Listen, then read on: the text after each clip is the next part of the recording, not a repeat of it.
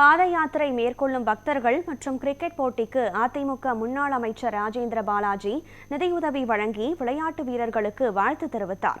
தமிழகத்தின் பல்வேறு பகுதிகளிலிருந்து முருக பக்தர்கள் திருச்செந்தூருக்கு பாத யாத்திரையாக சென்று முருகனை வழிபட்டு தங்களது நேர்த்திக்கடனை செலுத்துவது வழக்கம். அதன்படி பல்வேறு இடங்களிலிருந்து திருச்செந்தூர் முருகன் கோயிலுக்கு பக்தர்கள் சென்று சுவாமி தரிசனம் செய்து வருகின்றனர்.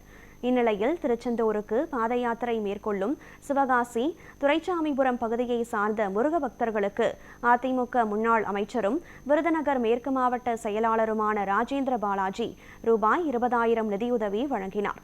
அதேபோல் திருத்தங்கலில் உள்ள தனது இல்லத்தில் சிவகாசி தெற்கு ஒன்றியத்தில் செயல்படும் ஸ்ட்ரைக்கர்ஸ் செவன்ஸ் சார்பாக நடைபெறும் டர்ஃப் டோர்னமெண்ட் மாபெரும் கிரிக்கெட் போட்டிக்கு ரூபாய் 20,000 நிதியுதவி வழங்கி விளையாட்டுக் குழுவிற்கு வாழ்த்து தெரிவித்தார்.